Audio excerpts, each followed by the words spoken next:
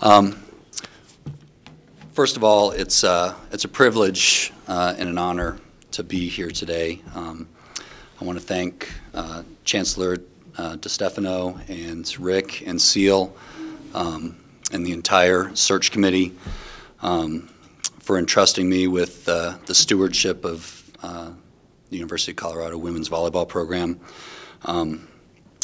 This is truly a dream come true for me.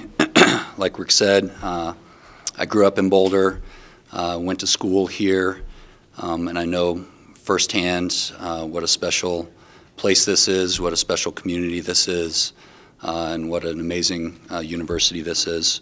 From the moment I left Boulder in 1999 for my first college job out in the middle of nowhere in Kansas, my goal and my focus was to someday to be sitting right here in this chair, and my wife Gwen and I have always kind of considered Boulder to be our home. Our kids don't know that; they don't know that they're coming back home yet, but we're excited to bring them back home. So, in meeting with the members of the search committee and especially the players. It was really evident that there's a lot of passion and a lot of excitement for what this volleyball program can be here at the university. You know, there's a vision for it being an elite program in the Pac-12 and an elite program nationally. And I truly believe we have all the pieces in place to make that happen. We have you know, world-class facilities, first-class support for our student athletes, and of course, an amazing university in the most beautiful city in the world, in my opinion. So there's a lot of work to be done. We have to get going right away. The first thing that we're doing is connecting with current student athletes and recruits, committed recruits, to make sure that they know how excited I am about leading this program into the future. Still have to put together a staff and working on that kind of as we speak, but definitely looking forward to being ready to go in January when all the students get back and getting ready to build a championship program. So, thank you. Go Buffs.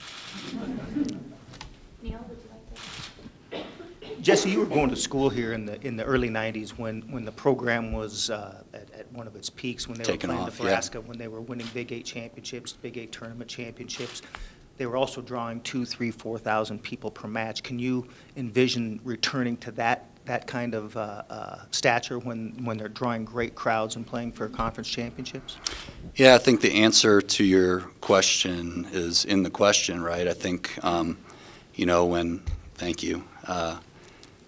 When Brad Sandin had this program really at its peak in the early 90s, you know, they won the Big 8 in '93. I remember at that point they probably won another one. And there was a great product out on the floor. There was a lot of excitement. There were great athletes.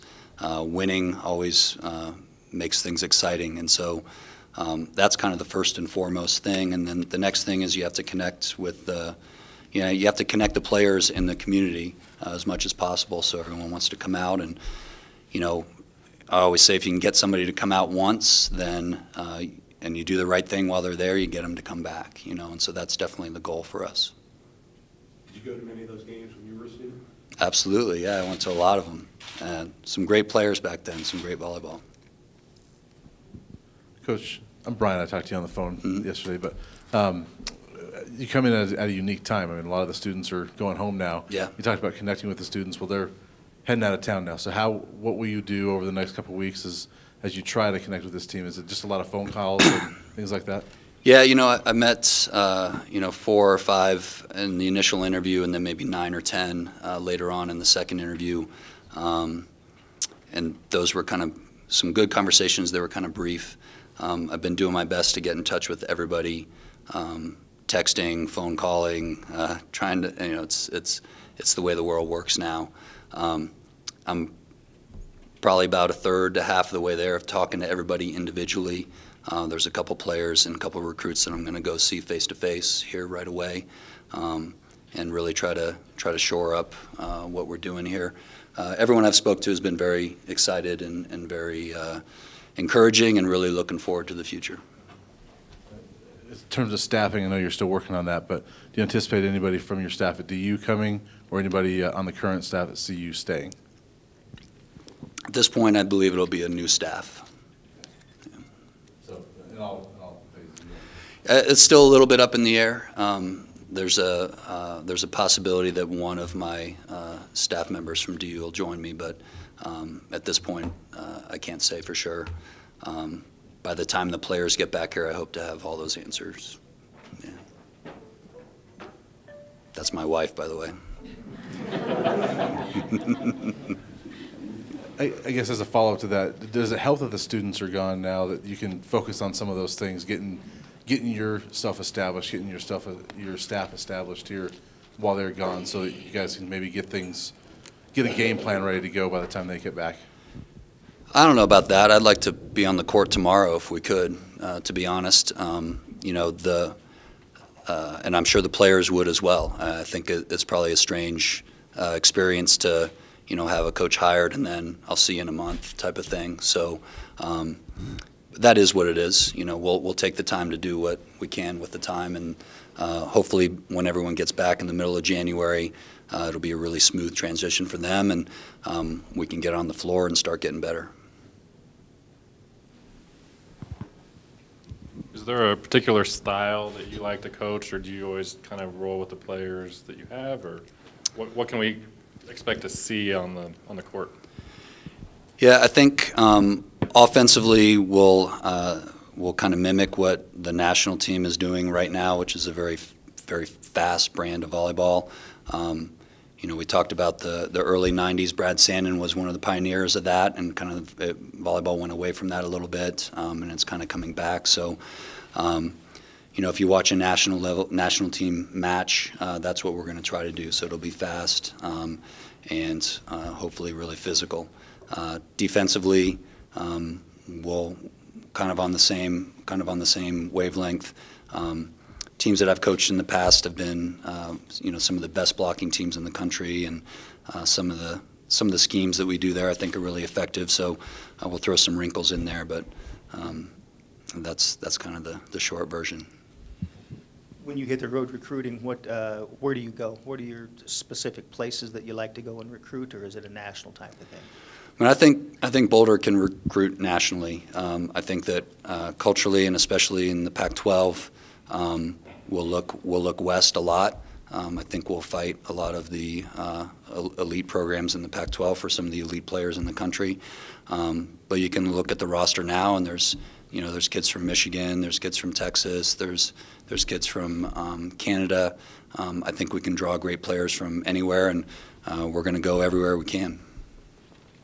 There's been some speculation since you coached at CSU that it's possible that we're going to be renewing that CSU-CU rivalry. Is that something that you would like to do going forward? Yep. Yeah. That's a joke. Yeah. I have no problem playing CSU and playing Tom up there. I think it'd be a lot of fun, and I think it'd be important for this program. I don't think there's anyone we need to worry about playing. Certainly in this state, they've done a great job up there and have had a lot of success, and there's no reason not to play them. And I think we're playing them next year is the plan.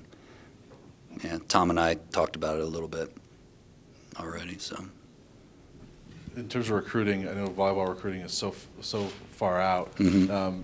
You got some commitments coming in this year already, but do you have to kind of pick up do you restart some of the work that's already been done on some of the 17s, 18s, or will you kind of continue with some of those girls that have been looking to see? You know, I'm going to speak with every player that has a verbal commitment to this program. I've already spoken with the 2 NLI signees and made sure that they're still fully committed to this program, which they are, and they're excited about it, which they are. There are several commitments in the 2017 class, and I need to connect with them as well and kind of talk with them about what I see our vision going forward. And you're right, really, the 2017 class nationally, at least at the elite level, is almost done, and 2018 is kind of in the middle of it, so we're going to have to hit the ground running there as well. So recruiting's an ongoing process. It's, you know, it never ends. You can ask my wife, my phone's blows up day, night, doesn't matter, and you have to go make calls. But we'll make some adjustments fairly quickly, and I think over time we'll recruit very well here. Colorado obviously has a lot of talent. Yeah. What is your philosophy on recruiting the state? I think every elite volleyball player in the state of Colorado should come and visit this campus, and you know, I think we're going to make that happen. You know, per capita, Colorado's 3 or 4 in Division I volleyball players in the NCAA, so there's a lot of talent here. You know, in the last 10 years, I think there's been 15 players from the state of Colorado in the Final Four. There's some in the Final Four tonight, or in the finals tomorrow night. So that's obviously a priority for us. We feel like we're the flagship university in the state, and the best players in the state should want to come here. Did you play any sand volleyball? Excuse me? Did you ever play any sand volleyball? I did play some sand volleyball. That was a long time ago, though. Yeah. You know, Boulder County has a great, Boulder in general has a great volleyball community, a great sand community and indoor community, and I think, so yeah, I spent a lot of time in college in North Boulder Rec and East Boulder Rec and all that kind of stuff, so. I'll let my kids do that now, though.